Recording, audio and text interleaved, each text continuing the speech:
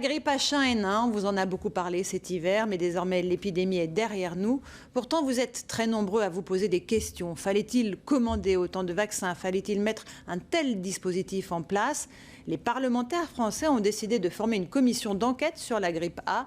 Pour l'instant, c'est l'Organisation mondiale de la santé qui est sur la sellette. Et c'est l'enquête du 20h. Elle est signée Corinne Lalo et Eric Bourbotte.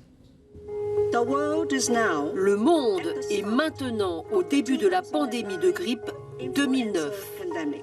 On est dépendant de la définition que l'OMS va donner d'une pandémie.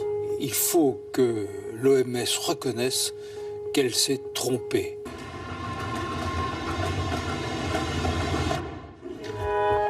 Conseil de l'Europe, janvier dernier.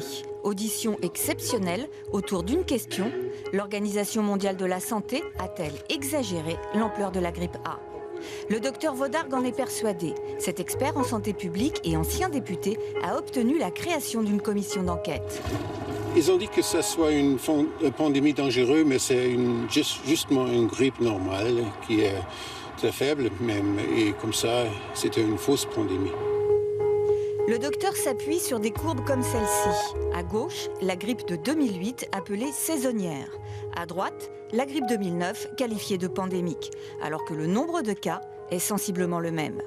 Ce qui est différent, ce sont les conséquences financières importantes qu'entraîne une déclaration officielle de pandémie. Ce cabinet d'avocats spécialisé en santé publique décrypte pour nous les contrats conclus par les fabricants de vaccins avec les gouvernements. Ils ont été signés au moment de la grippe aviaire en 2005, avec un complément en 2009.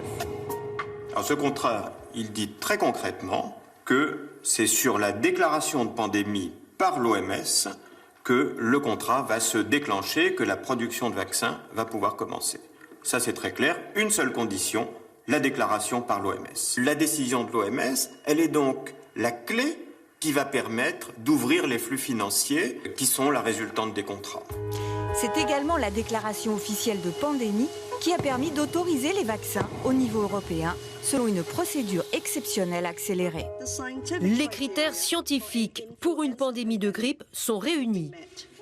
L'OMS est accusée par certains d'avoir changé la définition critère d'une pandémie. Jusqu'en 2009, une pandémie devait être à la fois très contagieuse sur le plan géographique et très grave en nombre de morts. Désormais, la notion de mortalité n'est plus prise en compte pour le déclenchement officiel d'une pandémie. Invité par le Conseil de l'Europe à s'expliquer sur la question, le numéro 2 de l'OMS surprend l'Assemblée en affirmant « Il y a une confusion ici et j'espère la dissiper. Qu'il y ait beaucoup de morts n'a jamais fait partie d'une pandémie telle que l'OMS l'a définie. » Pourtant, nous nous sommes procuré une photo du site officiel de l'OMS tel qu'il apparaissait en mai dernier. On peut y lire « Une pandémie entraîne un nombre énorme de morts et de malades ». Désormais, sur la même page, une pandémie n'est plus qu'une épidémie mondiale. La notion de mort a disparu. Certains épidémiologistes n'en reviennent pas.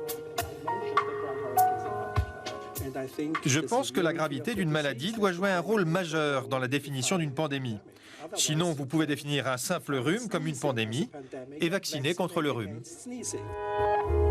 Le professeur Gentilini, qui s'était en juillet dernier élevé contre ce qu'il appelait une pandémie de l'indécence, s'avoue surpris par cette nouvelle définition de l'OMS. Eh ben ça c'est nouveau, ne pas prendre en compte les critères de gravité. Une pandémie, qu'est-ce que c'est? Le terme fait peur et ça a été manipulé avec adresse. On a voulu effrayer en utilisant le terme pandémique.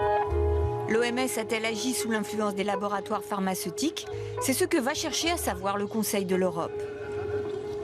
L'OMS reçoit depuis plusieurs années des dons privés et parmi les donateurs, on trouve les 3 principaux fabricants du vaccin pandémique pour un financement de plus de 3,5 millions d'euros sur un budget global de plus d'1 milliard.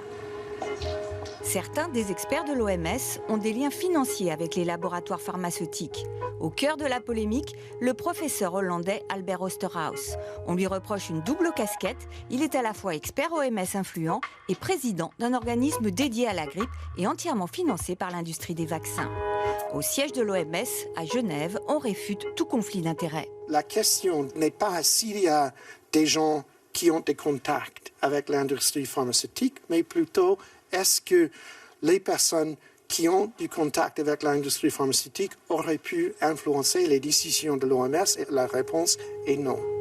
Selon un bilan encore provisoire, 15 000 décès liés au H1N1 ont été comptabilisés dans le monde, alors que l'OMS estime que chaque année, la grippe saisonnière fait entre 250 et 500 000 morts.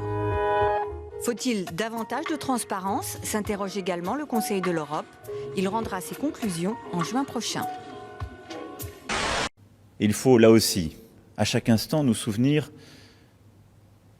de ce à quoi le mensonge peut conduire dans nos démocraties.